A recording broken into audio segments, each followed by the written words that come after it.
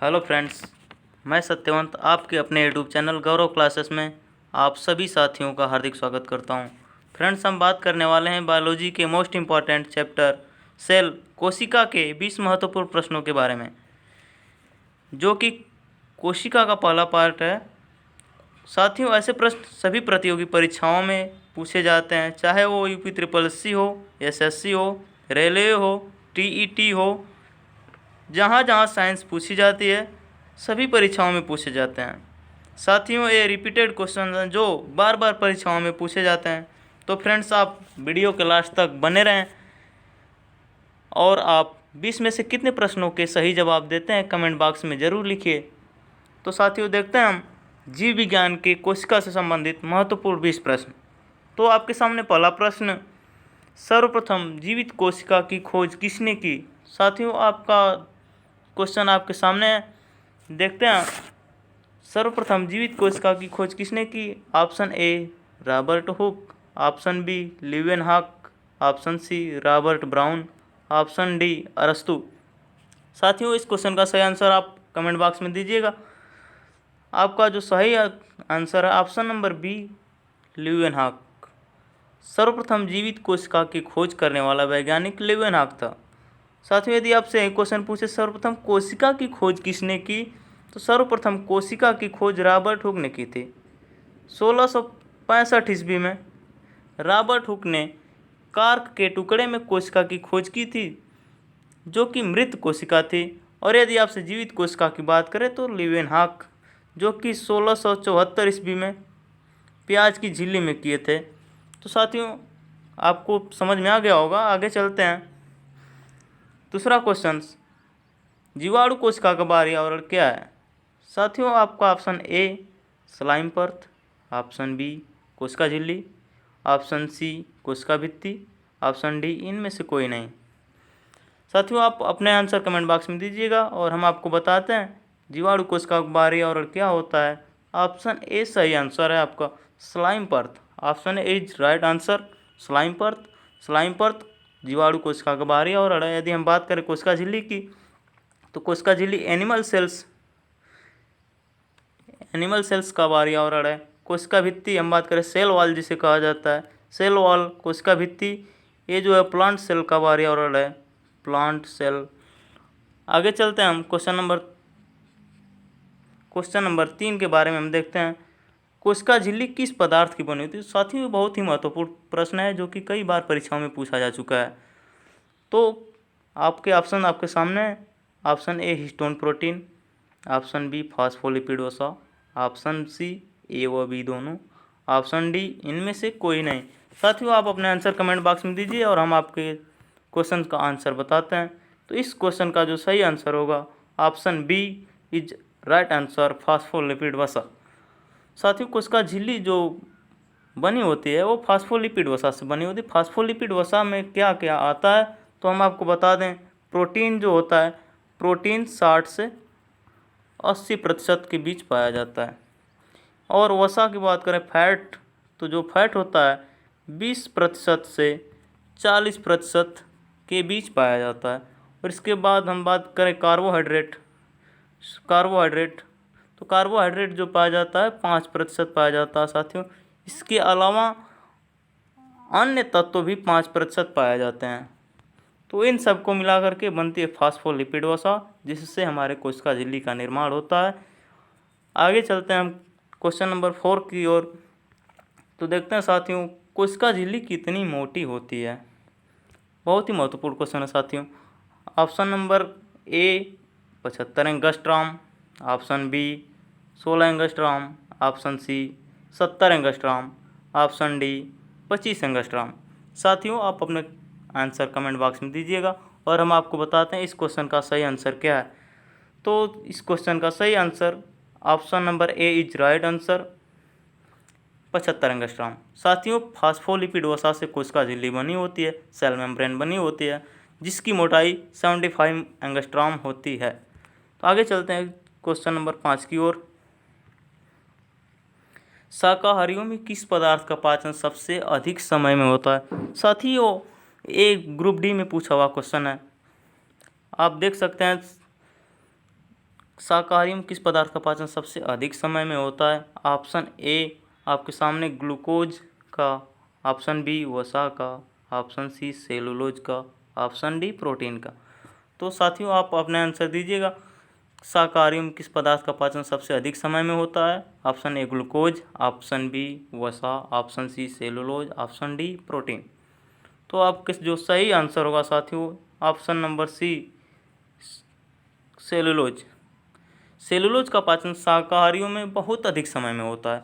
हम बात करें ग्लूकोज का, तो ग्लूकोज जो एक कार्बोहाइड्रेट का प्रकार है और कार्बोहाइड्रेट जो होता है हमारे मुख में ही पाचन उसका प्रारंभ हो जाता है। और वसा जो होती है, वसा हमारे यकृत लीवर में इसका पाचन होता है। और ये जो सेलुलोज होता है साथियों, सेलुलोज जो होता है हमारे जीव जो शाकाहारी हैं उनके बड़ी आंत में एक अंग पाया जाता है सिकम, बड़ी आंत में इसका पाचन होता है। और ये प्रोटीन जो होती है हमारे स्टमक आमाशय में इसका पाचन होता है। साथियों तो हम बात करें जो आहार नाल है, जो बड़ी आंत होती है सबसे लास्ट में होती है इन सबके, जैसे मुख हो गया हमारा, यहाँ पर देखिए वसा का पाचन हमारे लीवर में होता है, सेलुलोज का पाचन बड़ी आंत में होता है, प्रोटीन का पाचन स्टमक में होता है। तो साथियों ये जो सीरियल क्रम से देखा जाएगा तो जो बड़ी आंत होती है सबसे लास्ट में होती है इन सबके। तो सेलुलोज का पाचन जो होता है बड़ी आंत में होता है, इसलिए शाकाहारियों में सेलुलोज का पाचन काफ़ी अधिक समय में होता है। और जो सेलुलोज है पादप का सबसे कठोर भाग होता है। यदि बात करें तो इसमें जल की मात्रा 0% होती है, इसलिए यह पादप का सबसे कठोर भाग माना जाता है। और एक पादप शर्करा पॉलीसेकेराइड शर्करा का उदाहरण है सब। और सेलुलोज का यदि आपसे रासायनिक सूत्र पूछा जाए तो C6H10O5 होता है। सेलुलोज का रासायनिक सूत्र C6H10O5 होता है। साथियों हम बात करते हैं अगले क्वेश्चन के बारे में। अब क्वेश्चन नंबर 6, जीवन का भौतिक आधार किसे कहते हैं? बहुत ही महत्वपूर्ण क्वेश्चन साथियों। माइटोकॉन्ड्रिया को option number A, option B केंद्रक को, ऑप्शन सी हरित लवक को, ऑप्शन डी जीव द्रव्य को। माइटोकॉन्ड्रिया को कहते हैं, केंद्रक को कहते हैं, हरित लवक को कहते हैं कि जीव द्रव्य को कहते हैं? तो साथियों आप अपना आंसर दीजिएगा और हम आपको बताते हैं इस क्वेश्चन का जो राइट आंसर है जीव द्रव्य प्रोटोप्लाज्म। प्रोटोप्लाज्म को जीवन का भौतिक आधार कहा जाता है। नेक्स्ट क्वेश्चन के बारे में हम चर्चा करते हैं। जीव द्रव्य की खोज किसने की? बहुत ही महत्वपूर्ण क्वेश्चन। आप देखे होंगे ऑप्शन नंबर ए देखिए, बाद में चर्चा करते हैं। ऑप्शन ए पुरकिंजे ने, ऑप्शन बी डुजार्डिन ने, ऑप्शन सी हैक्सले ने, ऑप्शन डी कॉर्स्टी। तो साथियों इस क्वेश्चन का सही आंसर आप दीजिएगा और हम आपको बता दें जीव द्रव्य प्रोटोप्लाज्म की खोज डुजार्डिन ने किया था। आप लुसेंट की बुक में देखे होंगे तो आपको देख दिया होगा कि जीव द्रव्य की खोज पुरकिंजे ने किया था, लेकिन यदि आप एनसीईआरटी की बुक पढ़ेंगे तो उसमें जो जीव द्रव्य की खोज करने वाले वैज्ञानिक हैं वो डुजार्डिन है और पुरकिंजे ने प्रोटोप्लाज्म का नाम दिया था, प्रोटोप्लाज्म का नामकरण किया था। और जो आपका राइट आंसर होगा, राइट आंसर बी है आपका साथियों, जीव द्रव्य की खोज डुजार्डिन ने की थी। क्वेश्चन नंबर 8 की ओर चलते हैं। कोशिका सिद्धांत किसने दिया? बहुत ही महत्वपूर्ण क्वेश्चन साथियों, कई बार परीक्षाओं में पूछा जा चुका है। Option A Maxwell, option B Schleiden एवं Schwann, option C Leeuwenhoek, option D Robert Hooke. साथियों आप अपने आंसर दीजिएगा और हम आपको बताते हैं इस क्वेश्चन का सही answer option number B is right answer, Schleiden एवं स्वान। स्लाइडेन एवं स्वान ने कोशिका सिद्धांत के तहत बताया था कि जितने जीवधारी हैं सभी जीवधारियों का निर्माण कोशिका तथा कोशिका के अवयवों द्वारा हुआ है। इसी को हम कोशिका सिद्धांत के नाम से जानते हैं साथियों। और आगे चलते हैं नेक्स्ट क्वेश्चन, क्वेश्चन नंबर 9, कोशिका का कौन सा कोशिकांग सबसे बड़ा होता है? बहुत ही महत्वपूर्ण क्वेश्चन साथियों, आप अपने आंसर कमेंट बॉक्स में दीजिएगा, जरूर दीजिएगा इसका आंसर। गोल्गी का, केंद्रक, माइटोकॉन्ड्रिया, लाइसोसोम। तो आप बताइए कि कोशिका का कौन सा कोशिकांग सबसे बड़ा होता है। तो साथियों हम आपको बताते हैं कि केंद्रक न्यूक्लियस सबसे बड़ा भाग होता है कोशिका का। कोशिका में जितने कोशिकांग पाए जाते हैं सबसे बड़ा होता है केंद्रक। आगे चलते हैं क्वेश्चन नंबर 10 की ओर। कोशिका का सबसे कठोर भाग कौन सा होता है। बहुत ही महत्वपूर्ण क्वेश्चन है साथियों, जो कि बार बार परीक्षाओं में पूछा जाता है। कोशिका का सबसे कठोर भाग कौन सा होता है। ऑप्शन नंबर ए केंद्रक, option B cell wall, option C कोशिका झिल्ली, ऑप्शन डी जीव द्रव्य। तो आप बताइए इस क्वेश्चन का सही आंसर क्या होगा। तो हम आपको बताते हैं साथियों, इस क्वेश्चन का सही answer option number B cell wall. Cell wall जिसे हम कोशिका भित्ति के नाम से भी जानते हैं। और कोशिका भित्ति जो होती है पादप कोशिका का सबसे, या कोशिका की बात करें तो कोशिका का सबसे कठोर भाग होता है। और जो कोशिका भित्ति होती है सेलुलोज से ही बनी होती है। नेक्स्ट क्वेश्चन की ओर चलते हैं साथियों। Next question number 11। कोशिका की संख्या के आधार पर जीव कितने प्रकार के होते हैं। यह भी बहुत ही महत्वपूर्ण क्वेश्चन है साथियों। कोशिका की संख्या के आधार पर जीव कितने प्रकार के होते हैं। 3 प्रकार के, 2 प्रकार के, 1 प्रकार के, इनमें से कोई नहीं। तो साथियों आप जानते होंगे कि कोशिका की संख्या के आधार पर जीव 2 प्रकार के होते हैं, यूनिसेलुलर और मल्टीसेलुलर। एक कोशिकीय जीव और बहुकोशिकीय जीव। आगे चलते हैं हम नेक्स्ट क्वेश्चन की ओर। Question number 12। क्रोमैटिन जाल कोशिका विभाजन के समय लंबे एवं पतले सूत्र के रूप में और स्पष्ट रूप से दिखाई देता है, जिसे कहते हैं।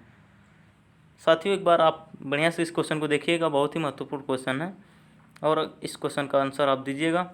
और हम आपको बता दें इस क्वेश्चन का जो ऑप्शन दिया हुआ है, option A gene, option B DNA, option C RNA, option D गुणसूत्र क्रोमोसोम्स।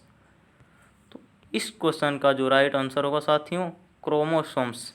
क्रोमैटिन जाल कोशिका विभाजन के समय लंबे एवं पतले सूत्र के रूप में और स्पष्ट रूप से दिखाई देता है, जिससे हम गुणसूत्र कहते हैं, क्रोमोसोम्स कहते हैं। और इन गुणसूत्रों का अध्ययन हम कोशिका विभाजन के मेटाफेज अवस्था के दौरान करते हैं। आगे चलते हैं नेक्स्ट क्वेश्चन की ओर। Question number 13। ये क्या कह रहा है देखते हैं। बहुत ही महत्वपूर्ण क्वेश्चन है साथियों, देखिएगा इसको। जीव द्रव्य में अकार्बनिक, इनऑर्गेनिक एंड ऑर्गेनिक कंपाउंड्स का अनुपात कितना होता है। जीव द्रव्य में कार्बनिक एवं अकार्बनिक यौगिकों का अनुपात कितना होता है। तो आप इसका सही आंसर दीजिएगा साथियों। इसका ऑप्शन है ऑप्शन ए 19 संबंध 81, ऑप्शन बी 81 संबंध 19, ऑप्शन सी 25 संबंध 75, ऑप्शन डी 75 संबंध 25। तो इसका जो सही आंसर होगा साथियों option number B is right answer 81:19, 81 संबंध 19। आगे चलते हैं क्वेश्चन नंबर 14 की ओर। Next question. निम्नलिखित में से कौन सी चयनित पारगम्य झिल्ली है। Selective permeable membrane. वाओ, काफ़ी महत्वपूर्ण क्वेश्चन। ऑप्शन ए केंद्रक झिल्ली, ऑप्शन बी कोशिका भित्ति, ऑप्शन सी कोशिका कला, ऑप्शन डी इनमें से कोई नहीं। साथियों ध्यान से इस क्वेश्चन का आंसर दीजिएगा। निम्नलिखित में से कौन सी चयनित पारगम्य झिल्ली कोशिका कला को कहते हैं। Option C is right answer कोशिका कला, जिसे हम कोशिका झिल्ली के नाम से भी जानते हैं, जिसे हम सेलेक्टिव परमिएबल मेम्ब्रेन कहते हैं। और इसे हम सेलेक्टिव परमिएबल मेम्ब्रेन चयनित पारगम्य झिल्ली क्यों कहते हैं, क्योंकि ये पदार्थों का चयन करती है कि कोशिका के लिए उचित पदार्थ कौन सा है। जो उचित पदार्थ होता है उसको अंदर जाने देती है, जो उचित पदार्थ नहीं होता उसको अंदर जाने से रोकती है और अवशिष्ट पदार्थों को अंदर से बाहर करने में मदद करती है। इसलिए कोशिका कला या कोशिका झिल्ली, या हम बात करें तो इसे सेलेक्टिव परमिएबल मेम्ब्रेन कहते हैं। साथियों अगला क्वेश्चन, नेक्स्ट क्वेश्चन नंबर 15। कोशिका का नियंत्रण कक्ष किसे कहा जाता है। बहुत ही महत्वपूर्ण क्वेश्चन साथियों। ऑप्शन नंबर ए जीव द्रव्य को, ऑप्शन नंबर बी केंद्रक द्रव्य को, ऑप्शन सी केंद्रक को, ऑप्शन डी माइटोकॉन्ड्रिया को। इस क्वेश्चन का सही आंसर क्या होगा। इस क्वेश्चन का जो सही आंसर है option C is right answer. केंद्रक को या न्यूक्लियस को कोशिका का नियंत्रण कक्ष कहते हैं, क्योंकि जो केंद्रक होता है कोशिका के सभी जैविक क्रियाओं पर नियंत्रण करता है। इसे कोशिका का नियंत्रण कक्ष, कोशिका का मैनेजर भी कहा जाता है। साथियों, यदि आपसे क्वेश्चन पूछे नियंत्रण कक्ष हटा दें, यहाँ से पूछ दे कि कोशिका का मैनेजर किसे कहते हैं, तो केंद्रक को ही कहा जाता है। नेक्स्ट क्वेश्चन की ओर चलते हैं। क्वेश्चन नंबर 16, कोशिका सिद्धांत किसने दिया? कोशिका सिद्धांत किसने दिया? साथियों, इस क्वेश्चन को हम दोबारा टाइप कर दिए हैं, सॉरी इसके लिए। आगे चलते हैं। तो इस क्वेश्चन का जो सही आंसर है आप जानते हैं, स्लाइडेनसन ने दिया था कोशिका सिद्धांत। Option number 17।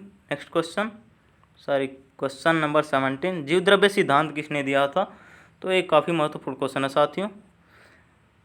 जीव द्रव्य सिद्धांत किसने दिया? ऑप्शन ए हेक्सले ने, ऑप्शन बी पुरकिंजे ने, ऑप्शन सी मैक्स शुल्ज ने, ऑप्शन डी डुजार्डिन ने। साथियों, जो क्वेश्चन है बहुत ही महत्वपूर्ण है और यहाँ से अब आप सही आंसर दीजिएगा। जीव द्रव्य सिद्धांत किसने दिया? जीव द्रव्य सिद्धांत देने वाला जो वैज्ञानिक था वो option number A is right answer, Huxley ने। हम जानते हैं कि पुरकिंजे ने जीव द्रव्य प्रोटोप्लाज्म का नामकरण किया, पीछे देख चुके हैं। डुजार्डिन ने इसकी खोज की, ठीक साथियों। और ये मैक्स शुल्ज ने, इनकी बाद में हम चर्चा करेंगे, अगले नेक्स्ट क्वेश्चन में आएगा इसका। नेक्स्ट क्वेश्चन देखते हैं हम। क्वेश्चन नंबर 18, केंद्रक के भीतर कौन सा अम्ल पाया जाता है? वो महत्वपूर्ण क्वेश्चन। तो आपके ऑप्शन हाइड्रोक्लोरिक अम्ल, एसिटिक अम्ल, न्यूक्लिक अम्ल, कार्बोनिक अम्ल। तो इस क्वेश्चन का जो सही आंसर होगा साथियों, केंद्रक को न्यूक्लियस कहा जाता है और न्यूक्लियस में न्यूक्लिक अम्ल पाया जाता है, न्यूक्लिक एसिड पाया जाता है। आप जानते हैं हाइड्रोक्लोरिक अम्ल जो होता है हमारे अग्नाशय में पाया जाता है, हमारे शरीर के अंदर। एसिटिक अम्ल CH3COOH, जिसे हम सिरका भी कहते हैं। कार्बोनिक अम्ल जो हमारे ठंडे पेय पदार्थ होते हैं जैसे कोल्ड ड्रिंक्स, उसमें कार्बोनिक अम्ल पाए जाते हैं। क्वेश्चन नंबर 19, क्वेश्चन नंबर 19 की ओर चलते हैं। केंद्रक के अलावा DNA किन कोशिकांगों में पाया जाता है? बहुत ही महत्वपूर्ण क्वेश्चन साथियों, आपको किसी न किसी परीक्षा में जरूर देखने को मिला होगा या मिल सकता है। तो इस क्वेश्चन का राइट आंसर आप दीजिएगा। ऑप्शन नंबर ए माइटोकॉन्ड्रिया एवं तारक काय, ऑप्शन बी माइटोकॉन्ड्रिया एवं लाइसोसोम, ऑप्शन सी माइटोकॉन्ड्रिया एवं लवक, ऑप्शन डी इनमें से कोई नहीं। तो आप अपने इस क्वेश्चन का सही आंसर दीजिएगा और मैं आपको बता दूं इस क्वेश्चन का जो सही आंसर है option C is right answer, mitochondria एवं लवक। अब जानते हैं कि DNA जो होता है केंद्रक के भीतर पाया जाता है और केंद्रक के अलावा DNA माइटोकॉन्ड्रिया एवं लवक में भी पाया जाता है। साथियों, हम आगे चलते हैं नेक्स्ट क्वेश्चन की ओर। क्वेश्चन नंबर 20, अकारिकी के अंतर्गत किसका अध्ययन किया जाता है? या अकारिकी जिसे मॉर्फोलॉजी कहते हैं के अंतर्गत अध्ययन किया जाता है? तो आपका ऑप्शन नंबर ए सजीवों के आंतरिक संरचना का, ऑप्शन बी सजीवों के बाहरी संरचना का, ऑप्शन सी सजीवों के क्रियाविधि का, ऑप्शन डी निर्जीवों के आंतरिक संरचना का। आप इस क्वेश्चन का सही आंसर दीजिएगा साथियों। और मैं आपको बता दूं, मॉर्फोलॉजी अकारिकी के अंतर्गत सजीवों के बाहरी संरचना का अध्ययन किया जाता है। और यदि आपसे एक क्वेश्चन और यहाँ से पूछ सकता है, अकारिकी का सबसे पहले प्रयोग किसने किया? तो अकारिकी मॉर्फोलॉजी का सबसे पहले प्रयोग अरस्तु ने किया था साथियों, अरस्तु ने किया था। और हम बात करें सजीवों की आंतरिक संरचना का अध्ययन, तो सजीवों की आंतरिक संरचना का अध्ययन एनाटॉमी के अंतर्गत किया जाता है। एनाटॉमी के अंतर्गत सजीवों की आंतरिक संरचना का अध्ययन किया जाता है। ऑप्शन सी जो है सजीवों की क्रियाविधि का अध्ययन जो वो हमारे देखेंगे तो आप फिजियोलॉजी, फिजियोलॉजी के अंतर्गत, या जिसे हम कारिकी कहते हैं,